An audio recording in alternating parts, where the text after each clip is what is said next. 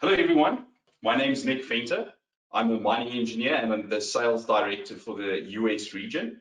I'd like to welcome you all today to today's webinar, the blasted software conundrum, one central system versus a siloed software. So introducing your presenter today, Levi Rawlings. Levi is an engineer with our technical services department and he leads our drill and blast team in the North American region. So without further ado, let me hand over to our very bright and genius mining engineer, Levi. Thank you, Mr. Nick. Everybody, thank you for joining today. We'll go ahead and we will jump right in here. So I'll give you a little bit of a roadmap of what we'll be talking about here today. Once again, I do appreciate everybody taking the next 30 minutes here to chat with us, and keep in mind those questions, keep them coming in, write them as you have them. We're happy to do a Q&A session at the end here. But before that, we'll talk about a blast management system overview and benefits, and we'll also talk about that blasted software conundrum. And we'll actually look at this application within a case study itself. So we've only got 30 minutes, so let's jump into this. So my first question for you all actually is, are you currently using a centralized blast management system? So go ahead and take a moment to answer this. Excellent. So looking at the results here, we're split right down the middle. It looks like we're split between yes, no, and I don't know. So let's go ahead and go forward here. And let's talk about a blast management system, provide a little bit of an overview and some of the benefits here. So let's start with blasting in general. What does the standard blasting process look like? I've broken it out into 6 steps here, just so that we're all on the same page here to start this conversation. So step 1, let's think about us being in an office, right? We're in the drill and blast engineers. We're probably going and talking to different departments such as geotech, geology, ore control, all of these different areas. And we're designing our pattern, optimizing for different areas. And maybe we're pushing some paper around, maybe getting some sign-offs, emails, the such, with the goal of this to get a pattern designed for our drills. And so our drills will go, they'll drill the holes for this pattern, can be hundreds of holes in a pattern. It can be a lot smaller or bigger than that, just depending on the operation. Once we've drilled out that pattern, we send our blast crew out. They're most likely measuring those holes, looking at the depth, maybe looking at some other factors, right? Like water depth, maybe looking at the temperature of the hole, if there's hot hole conditions, lots of different areas there. Past that, then we load up those holes, right? We, on a hole by hole basis, count how much product is going down each hole, looking at the kilograms, pounds, whatever it may be, and record that so that then when we go to blast, we've got this information, we can see how the blast is performed, review those results, and then compare and reconcile that production data. And so I've been all across the world, very lucky. I've been to a lot of different operations, different commodities, and I've summarized some of the pain points here in just one slide. It's very challenging to do, but just in one slide, here's some of the top pain points that I've seen from our customers and non-customers globally. So one of the biggest is that data is stored in many different siloed systems. So when you think about this, consider your drill and blast operation. You probably do your design in one software, and then you send that design over maybe to a drill navigation system and put it there so that it can be drilled. After that, maybe you're out on the bench and you're recording information. Maybe you're recording that hole measure, the charge data. You might be recording it on a tablet on an Excel sheet. Maybe you're just writing it down, writing information on a stake, pen and paper. Lots of different options here. But then even forward, where are you doing your design? Chances are it's probably not the same system that you've been doing or your tie-up. You're probably not doing that in the same system that you did all the previous steps. And what about your fragmentation, vibration modeling, and the such? So when we say that there's many different siloed systems, that's what we're talking about. Having a different place to go for each task that we need to do in drill and blast. And so that can be extremely challenging, because how are we supposed to analyze our full drill and blast process if we have to go from one to the next to try to look at our data? Ultimately, this leads to a lot more time spent organizing versus analyzing. At data management, I'm sure many of us who've had that experience, it can be a pain, right? Past that, we also look at a lack of digitization. As we were talking about earlier, a lot of information is common practice to get handwritten on stakes. So when you do that and you're doing that all day, you're doing it for hundreds of holes, whatever it may be, this can lead to charging errors, inconsistencies, missing information, but also differences between blast crews and those who have their own best practices or standard practices that maybe don't align with some of the others. So there's a little bit of lack of standardization there as well. Past this, we also have automated reporting and just sometimes reporting in general for management and supervisors. So trying to get that data to flow from the field back to the office and being able to make that summed up to make it easily digestible. And then, of course, another big issue that I've seen at a lot of different sides is if there's a challenge on the pattern, let's say you've got hard toe, maybe you've got it not, whatever it may be, is what did that issue stem from? Was it the blast design itself, or was the blast design good, but we didn't conform to that design? So maybe we didn't load proper stemming product, whatever it may be. So being able to pinpoint those improvements through post-blast evaluation, but also enabling that feedback loop for the blast crew. And so with that, I want to introduce you into BlastLogic. So I'll give you a little bit of an overview here. You'll notice that this slide is very similar to that initial blasting overview. So with that, we still go through the same process. However, the key differentiator here is that it's all done within one system. So you're going to have your blast design within BlastLogic. You still send that information over to your drills. It's going to get drilled, but then we pull that information back in. So we've got that data.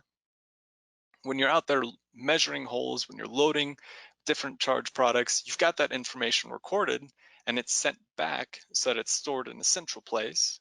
But then also as you're doing all of your tie-ups, your fragmentation, both predictive and maybe even afterwards, once you have got some results, bringing that in as well and being able to compare plans to actuals and seeing how we performed and maybe if we didn't perform well, why that was. So you take this standardization, right?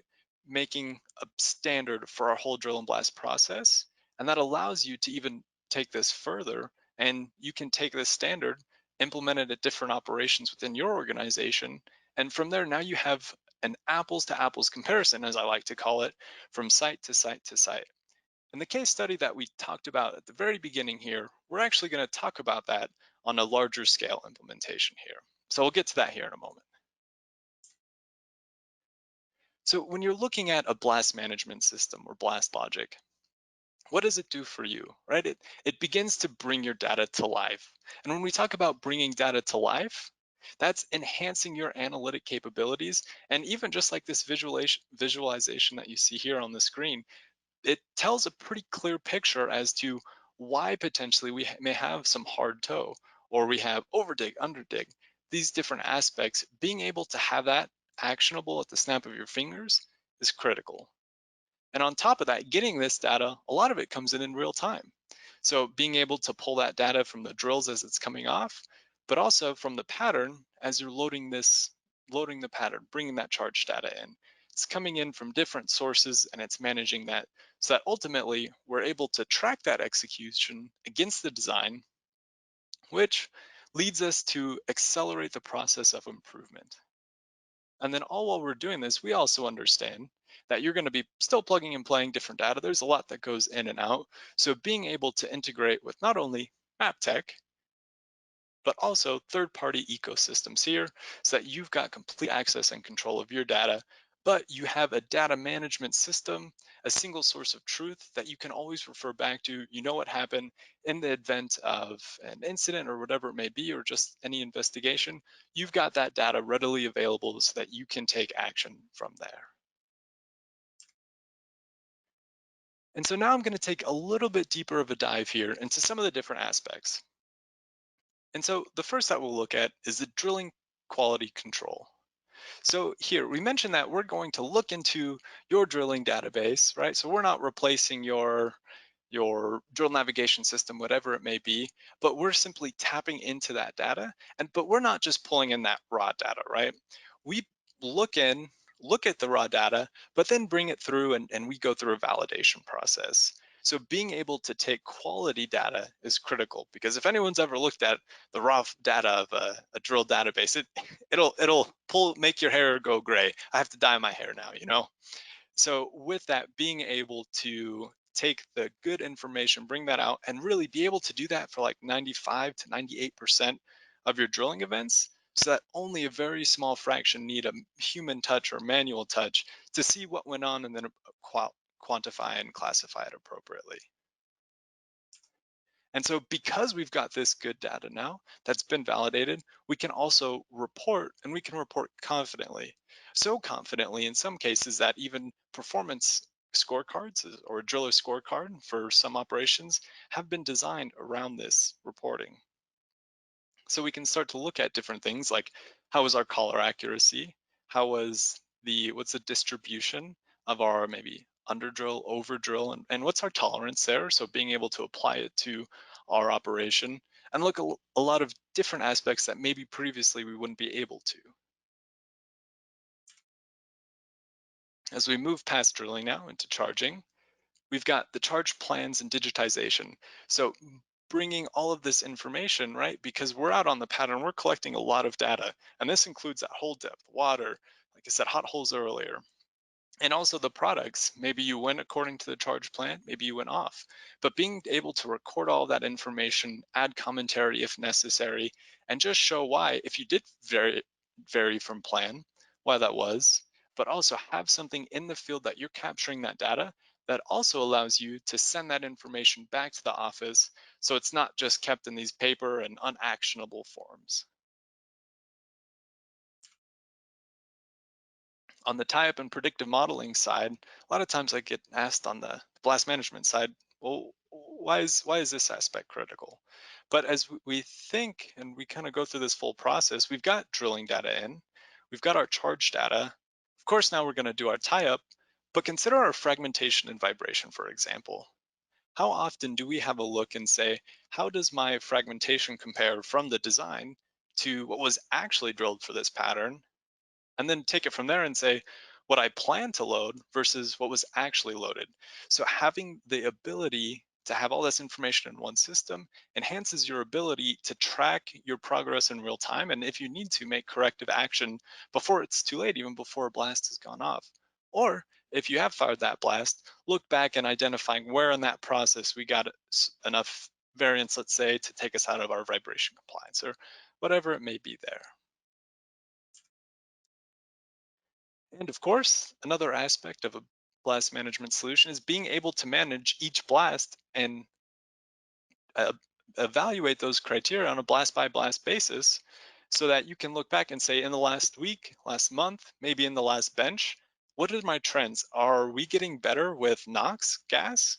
What's our muck pile heave look like, right? All of these different aspects, and we can start to quantify and gauge that performance, which can then be sent to reports and management and allows an open flow of this information.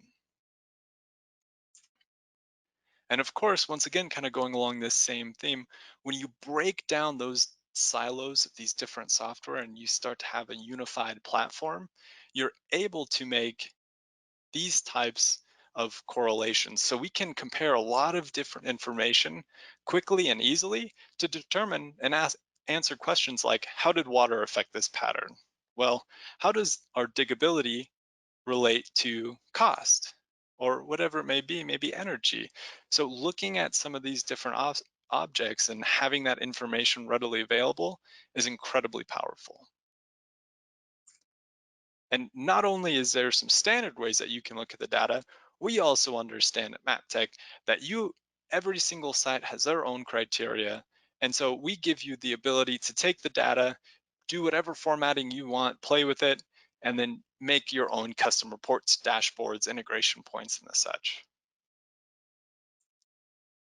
And so just really quick here, I want to go into a brief case study. So we're going to look at a global miner with diversified operations. And so this is an organization that they're across diamonds, copper, platinum, coal, iron ore, nickel, manganese, and I think there's even a couple others here. But ultimately, in this case study, corporate said, we don't have a great way to be able to analyze our drill and blast process at each site. Some do a better job than others, but at a corporate level, we can't understand and we can't compare our sites to see how we're doing. So that sparked this engagement where ultimately we went out and did 12 BlastLogic implementations under this corporate sponsor. So we were going through all these different sites and really, again, driven by that struggle to gauge performance and to understand who is doing the best practices and then how can we improve our operations overall. And so with this, we did implementations all the way across the world, from northern Canada down to Australia, South Africa, and the such. But it was a really big and powerful project that ultimately, when we start to look at the results here, looking at a 23% improvement over 142,000 holes over a 6-month period. So I'm going to read this again. 23% improvement over 142,000 holes over a 6-month period. So my question to you is, can you gauge the last 142,000 holes, or maybe just 14,000 holes at your operation? And can you gauge that performance? Because this was something they weren't previously able to do. But once they started tracking the data, they could take initiatives that, with this ease of access and analysis, to make this huge improvement. And you can see these different areas here where they really drove that improvement. And so with that in mind, I want to open up a second poll here. So what's the most critical KPI area in the drill and blast process, in your opinion? Do you think it's drilling, charging, blast performance evaluation, design conformance, cost or expense analysis? What's your opinion? All right. So the results are in. We've got 40% say drilling, and that's pretty common. I think ultimately, though, each of these play their own role, and each site prioritizes them slightly different. But with BlastLogic, you are able to identify and look at each one of these as is pertinent to your operation. So in summary here, keep in mind that BlastLogic allows you to improve safety, efficiency, and overall blast performance. You're improving your operation through the breakdown of silos across your drill and blast process. This allows you to look at the entire process, and it gives you visibility into different areas easily and allows you to audit to see where your operation can improve, and it shortens that feedback loop period. So at this point here, I want to open it up to any questions. So Nick, I'll turn it over to you here. Thank you, Levi. That was very insightful. Okay, folks, so as I said earlier in the webinar, it's now a good time to send in all of your questions in that right-hand panel. So Levi, are you ready to get some of these questions sorted out? Hey, if we're rolling, fire away. Will do. Okay, first question. In your opinion, Levi, what's the next big jump in drill and blast technology? The next big jump in drill and blast technology. That's actually a good question. So in my opinion, I think we're starting to see a trend. And so even at Maptek internally, we're actually just getting to the point where we're close to releasing a product that kind of gets more towards the automation of the drill and blast design. So what that looks like is being able to take into account different factors in the blast design and use some of that computer intelligence that we hear a lot about to drive the design, so that we can maybe, instead of just going with our standard practice of burn spacing, so on and so forth, but be able to flex some of those parameters to really optimize. A lot of blasts, they'll optimize on one, like let's say fragmentation or wall control, but take that into consideration to maximize your blast performance. And so getting you to about that 90-95% mark with just 5 or 10% human interaction and adjustment at the end, I think that's where we're trending towards in technology in the drill and blast space. Thanks, Levi. Then the other question that I have here is this a solution for small mines that might not even have a drill navigation system?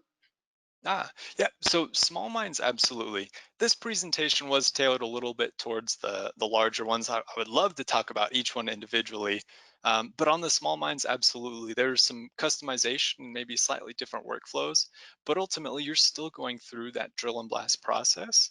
And as you're doing drill and blast, you're still needing to break down those silos. And maybe there's one or two less, or there's some different ones that look a little bit different, but the core problem that we're solving is still the same. So absolutely, I would say that applicability is absolutely there.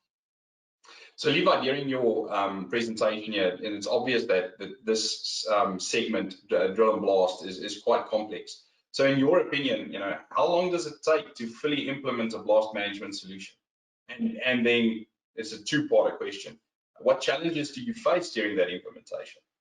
All right. So the first question here is, how long does it take? So, I think that varies a lot. We've seen implementations that have gone 4 weeks pretty easily, but I would say traditional is about 6 to 8. But when I say that time frame, that's not like someone on site working, taking time away from the drill and blast engineer or anything for 6 or 8 weeks. Typically what these engagements look like is that we will come out, at the Maptek team come out, do a brief discovery visit, so we spend a little bit of time on site and understanding what the operation is doing. So that way, once we start to kind of map out what's currently going on, we can map over to, with BlastLogic, what things are going to change, and basically enable that change management process, I guess, a little bit. And then, that's the start. We go back, do our homework, get some things set up, and then our next visit on site, we spend maybe 2 days with the drill and blast engineers, and then 20 minutes with the blast crew, and we're kind of up in operation and out there providing assistance, so that we're not really taking away from production. So kind of a long answer to how long does it take. It's a little bit longer in duration, but time wise, it's really not huge on that front. And then I think the second part there was, what was the biggest challenge associated with these? Is that Yeah, correct, Nick? that's correct. Yeah. I think it goes to change management as well. That's why we've got the process that we do. We've done 80 or 90 global implementations, plus maybe up to 100 at this point. It's been quite a few. So we've got a very standardized process that's customizable for each different case, so that we can help through those pain points or those challenges, and ultimately make it a very easy and efficient process for you guys and gals. Okay, then we have another question here that's more focused around some of the implementations that's currently being done in Peru. So I think we'll answer this question offline. And then just something else as well, Levi, if you were to say that, you go to a mine and there is no blast management system at that stage, do you think the technological barrier is very difficult to overcome for someone? Let's say I've been in drill and blast for 20 years and I've never done anything on a tablet, or because it's never been my job, right? So, how do you feel about that technological barrier? And do you think it's something that's easily, crossed? Yeah, so I think that's something that's actually pretty common. I was on site a little while ago, and I was out on the blast pattern, speaking with a gentleman who says, "I don't own a computer. I don't know how to turn this on. How do you work it?" And so really in that situation, which we do see often with people who may not be as familiar with this technology, is that we will go through and we do some of the basic training, right? Get you up and running. But also there's the aspect of other people on that crew. A lot of times they'll provide some assistance as well. So, we're on site, we'll do that initial training, get you all up and running. But there's that other aspect of, you still have your coworker collaboration. There's usually someone else out on the bench. And from what I've seen, from it being really easy to use and meant to be for an audience that maybe has never really used a computer or a tablet. There's that aspect, but also you have those colleagues as well, which are pretty critical and helpful as well.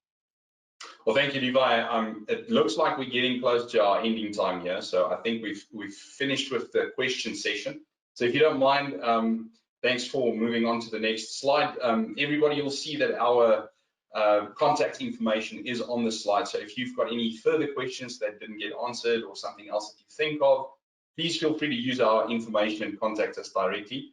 And then, just on behalf of myself and Levi and the whole Maptek team, we'd like to thank you for joining us today, and we look forward to seeing you on a webinar again soon. Have a great day, everybody. Thank you for joining.